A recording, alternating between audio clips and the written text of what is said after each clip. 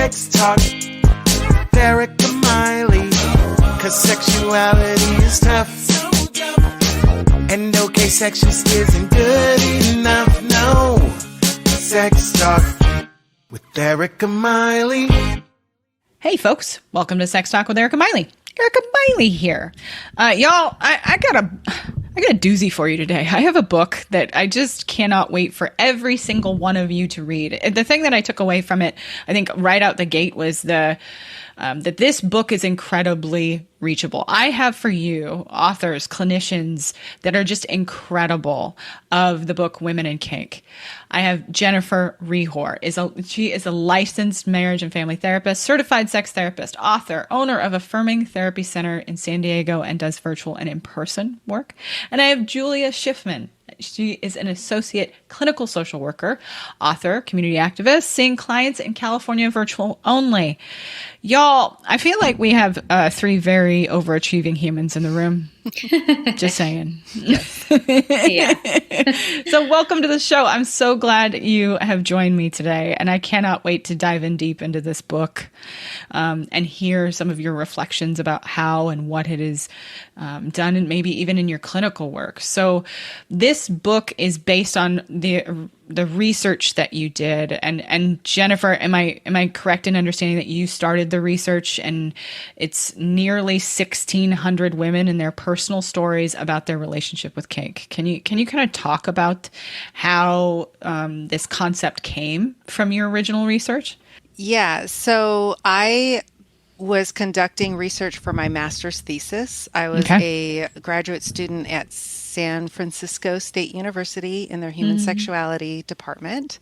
Yeah. And basically, I attended a conference that was based on alternative sexualities, and it inspired me to do this work. And I realized that the thesis I had been working on just was too middle of the road and honestly boring to keep my interest for the next 2 years. And so I literally left that project behind, and I had an academic advisor who was amazing and just said, spend the summer figuring out what needs to be done in the field.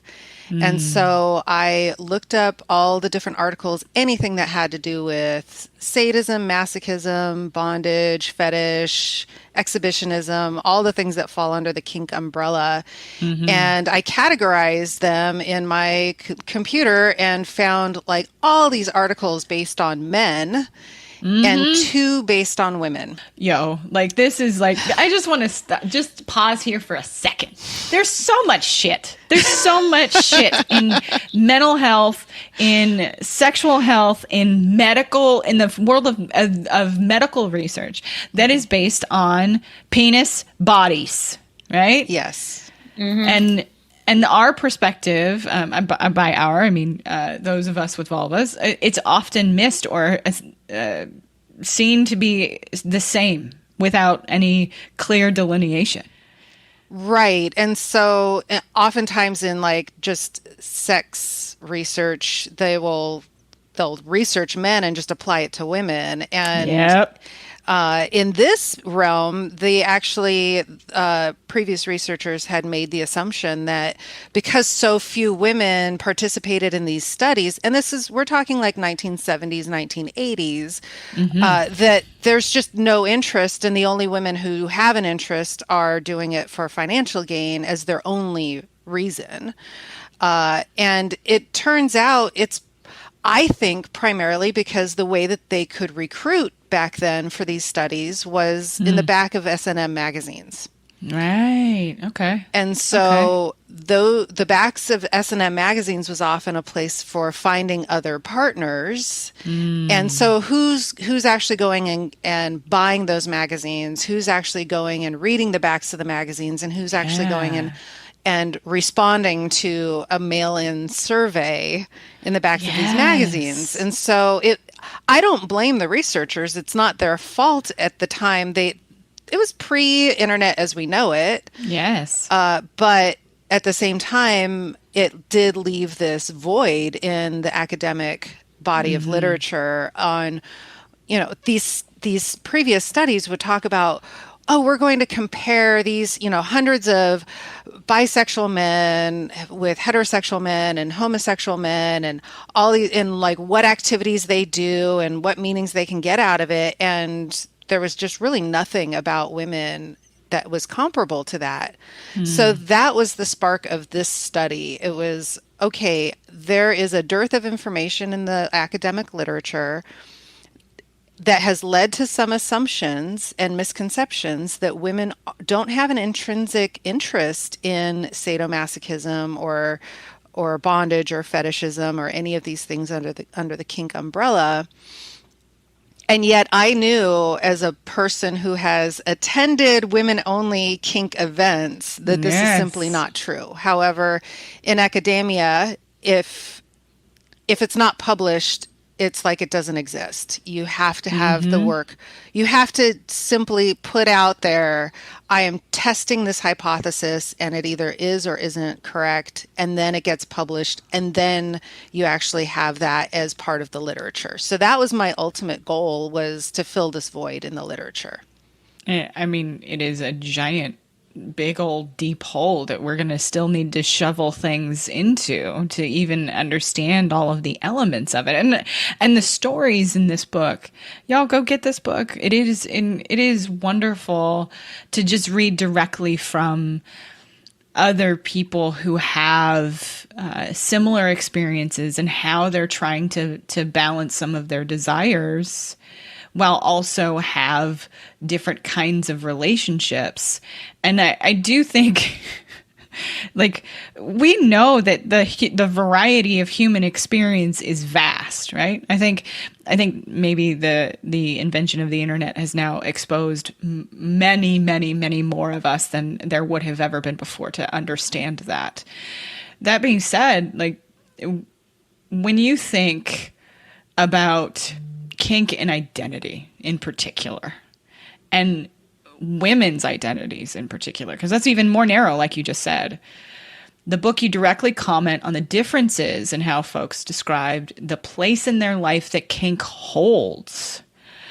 How, through the process of this research and writing the book, thinking about it, putting it in the crock pot of your mind, did it really, like, impact what you saw as maybe the 10,000 foot view of kink and identity?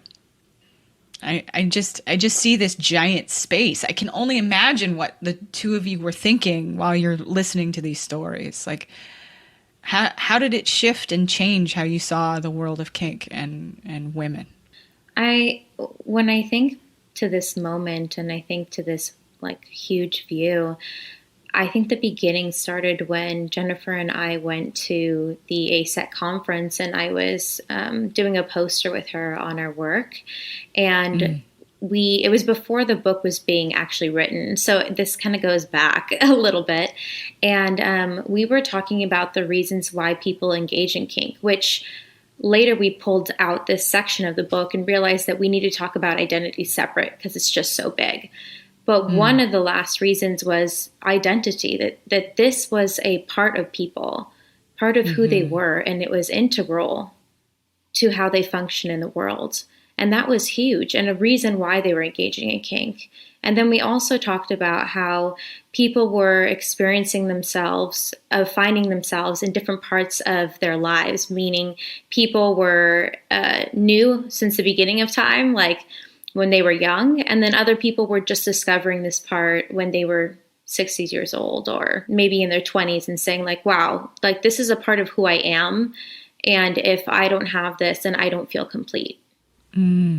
So different than the idea that this is something over here that I just do for sexual pleasure. And I do think that that's kind of, I wonder if this is just something I've always wondered, is if that's left over from the idea that sex is something that we place over here and isn't necessarily part of our identity, right? Like, that's like leftover historical belief, cultural belief. And we as sex therapists, sex educators, those of us who do this work, we understand that sexuality and how we give and receive pleasure, it's integral to how we human, how we function.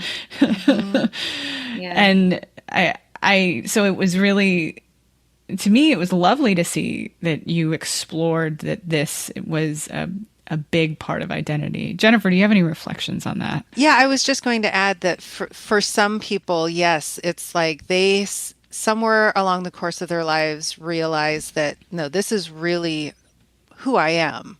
I think there was one quotation in there that says, this is something my husband does. This is who I am.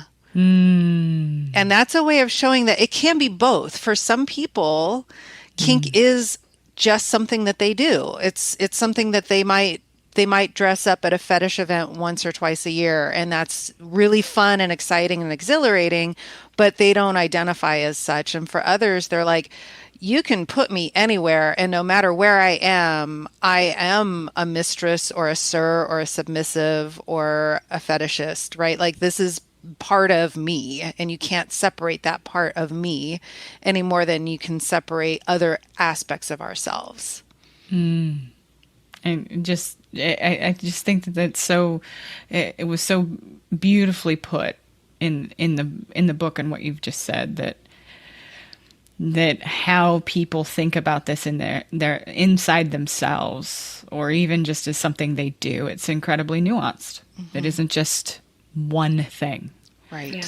Yeah. And something, one of the titles of the chapters was kink is more extensive than novelty.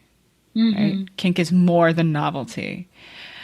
In the book, there's an exploration from these interviews, and y'all, you get to read these interviews. Like, I encourage you, pick up this book. It is incredible to hear from these people, from their own voice, of the space between kink, and this is a direct quote, a sexual series of likes and dislikes and choices.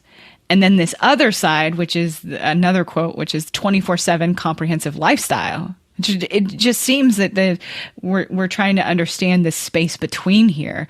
So what did you both learn from this space between sexual likes, dislikes, and then the people who actually like do this every day, all day? I mean, I think it's not a binary. It's not one or the other. There's so much in between, and there's so much nuances. There are people who some ideas of kink are just in fantasy and in their head, and they can't even articulate it. And sometimes I see people like this in my office, and they say, this is the first time I've actually said this out loud to anyone, that I have this desire. And there are people who, they attend events all the time. They volunteer at their local kink community, and this is their thing. This is absolutely part of their life. And there's so much in between there, right? And I think for me, the bottom line is there's no right or wrong way to integrate something like kink into your life. If there's an interest, you get to carve it out for yourself. Yeah. Yeah. Julia, do you have a reflection about that?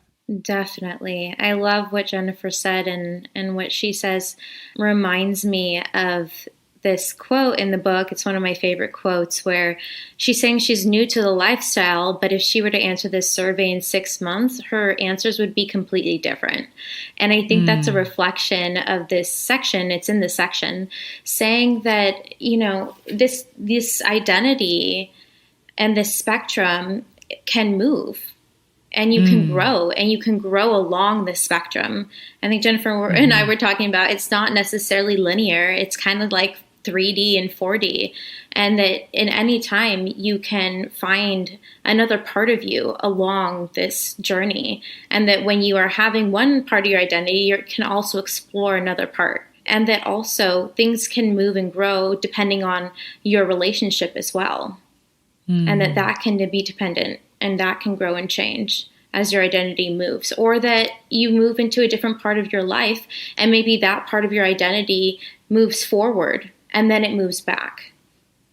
So it's not always stagnant, but for some people it is too, where just that part of their identity is that part of their identity for as long as they live. Yeah.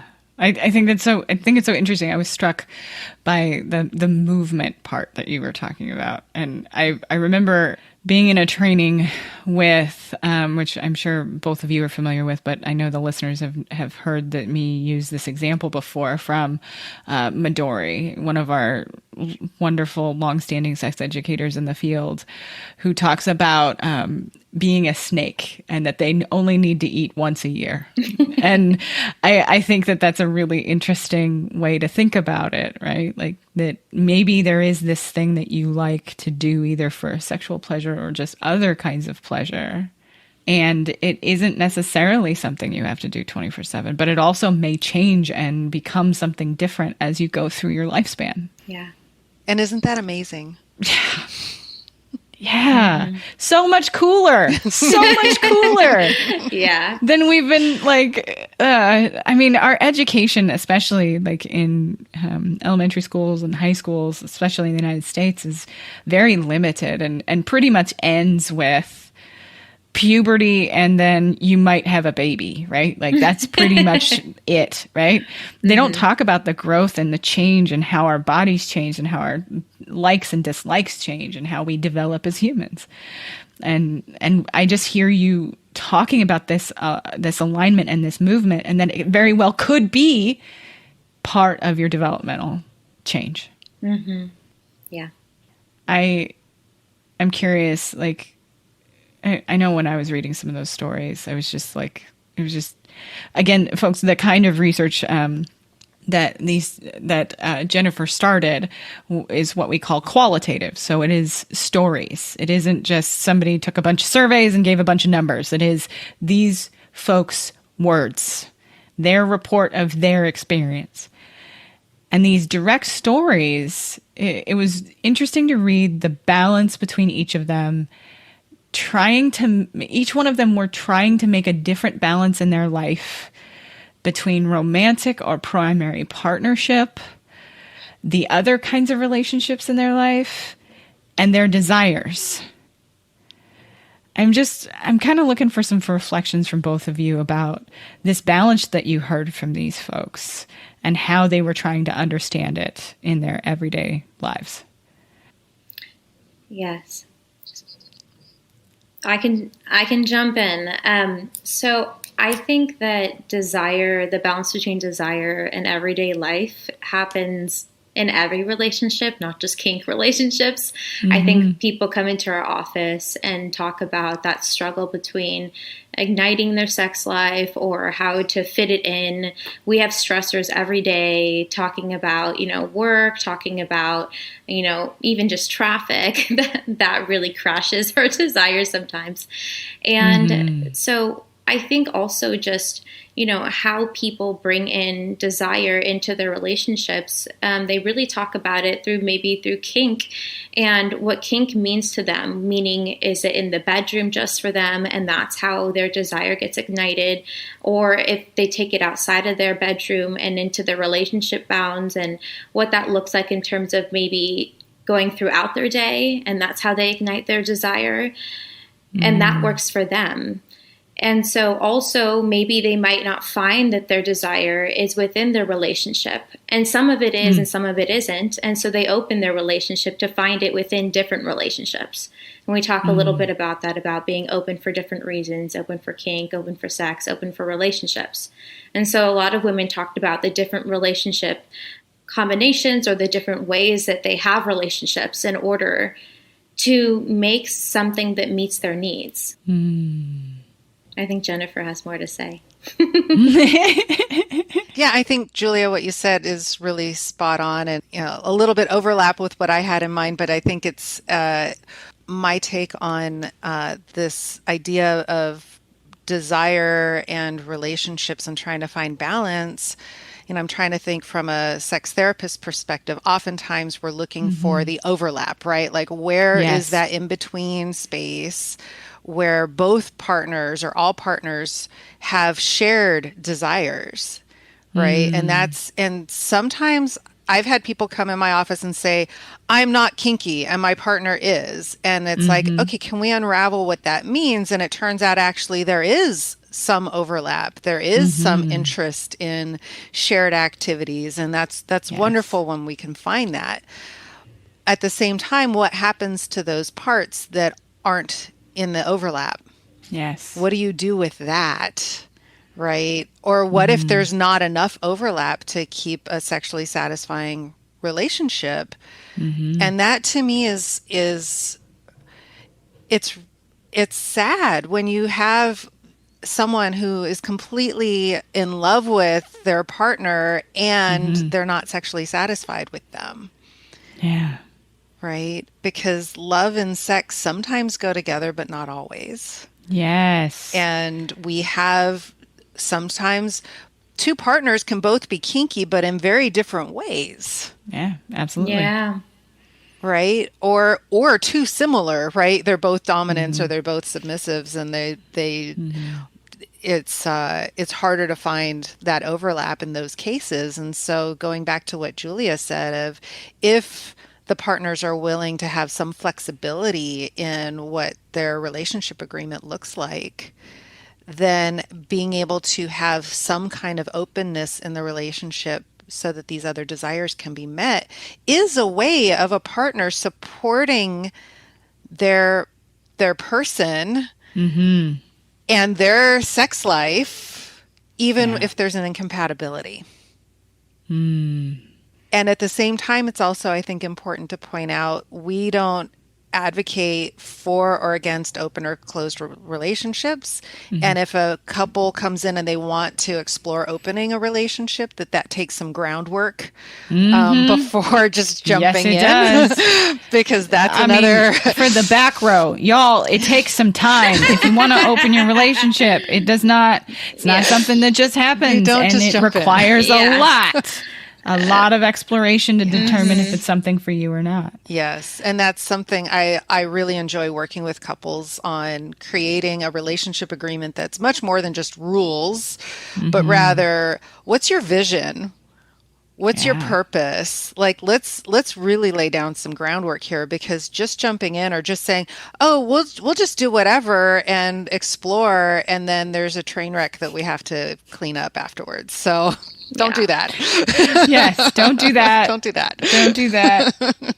Please don't. Yeah. We all love helping you do this, but we'd love to save you from the train wreck before it happens. Yes, please. I do think you're saying something important that I think culturally, at least in the United States, I do think that maybe other cultures do this better. Let's be real. That we're beginning to dismantle the idea that your partner has to be everything to you. That whole idea of soulmate, that they will be your perfect sexual partner. They will be your best friend. They will be your everything. Jerry Maguire fucking ruined us. That you complete me shit. Nah. I complete me, you complete you, and then we are completed humans in relation to each other. Yes. Not as sexy. Tom Cruise, please come back and re-say it. We'd love it. Please. Seriously. But I do wonder, like, this idea and like breaking our assumptions about what we think relationship needs to be, what our interest in sex and pleasure needs to be. How did this and talking to all of these different humans impact all of you, as much as you're willing to say? Like, I'm never going to out anybody. What did it do to your own exploration of your own sexual story? You don't have to be detailed, but like, when you look inside, what did it do to you? Yeah, so I mean, I got to tell you, I've been with these stories since 2009. Yeah. So, I can't even pinpoint. And I was reading them as they came in over the course of like 6 months. So I can't even pinpoint a single time of like, oh yeah, this is when I read all the stories, right? However, I have had them in my brain for this long. And so there might even be some subconscious reflections that I'm not really aware of. But what I think when I think of the book and I think of the collection of stories and the collection of relationship dynamics is pretty much whatever you want to do, it's out there. However you want to connect with people, as long as they also want a connection with you, it's available. Like you don't have to walk and talk the script you've been handed. Ooh. I want to sit with that for a sec. I think that you are speaking to something fundamentally in therapy that we generally are trying to help our people know, which is that you're just not fucking alone. You're just not. Julia, what about you? So I got the stories all at the same time.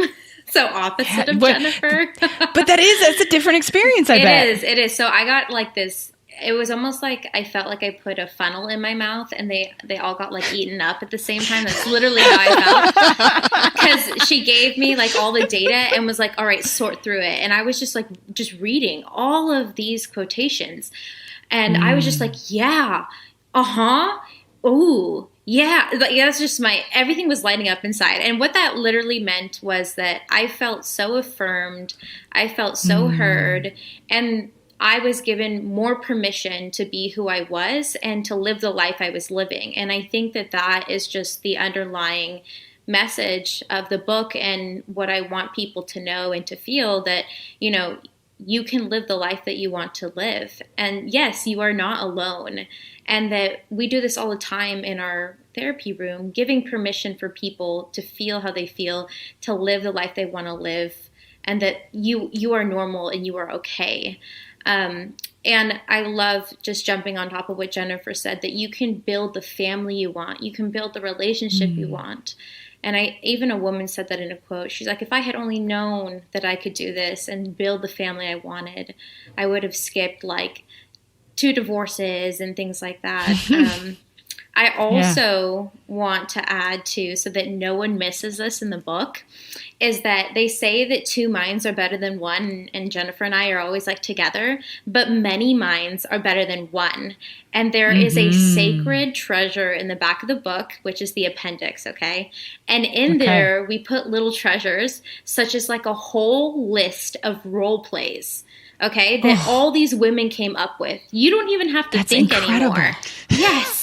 That's just a incredible. List of role plays and fetishes that people have thought of, come up with, that they have, and that you can go and explore and play out and try. And I was just like, I didn't even think about that.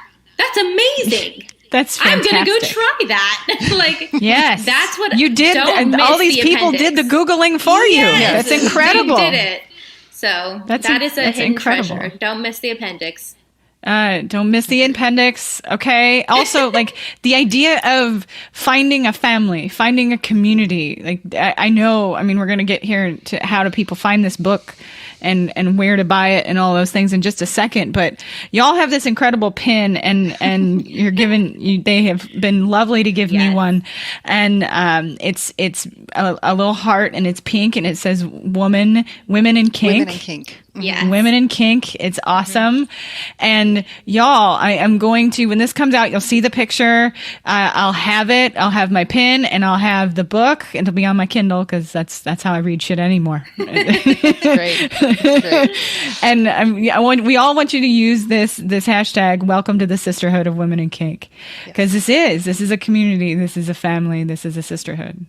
Yes. And the fact that the 2 of you have taken this and so beautifully compiled it and taken these stories and given us this gift. Thank you both for this gift. Thank you. And I hope every person who reads this, no matter their genitalia, that they can feel that community, they can feel that love that both of you.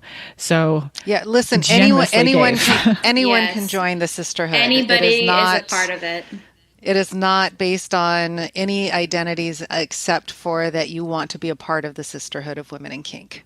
Yes. Beautiful. So how do all these people find the book and find you both in the world? So the The easiest way is to find the book on Amazon. Just Google Women and Kink, the book, and you'll find it. We have a website dedicated just to this, and it's called womenandkinkthebook.com. Very good. It will be in the show notes. All of the things. The Amazon link will all be in the show notes. Yes, and in that website is a link to the sisterhood, where you will see photographs of people holding up the book and being loud and proud of their affiliation and some of them wearing their pins. Mm-hmm. And then we also I have my own website, which is affirmingtherapycenter.com. Mm-hmm. Yes. California residents. And mine is juliaschiffmanmsw.com. Also seeing California residents. Yes. Y'all. Oh, just a blessing to all of us. Thank you so much for being on the show. Everything you've heard from both of them will be in the show notes, so you'll be easy to be able to find. And thank you. Thank you so much for sticking around to the end. We will see you next time.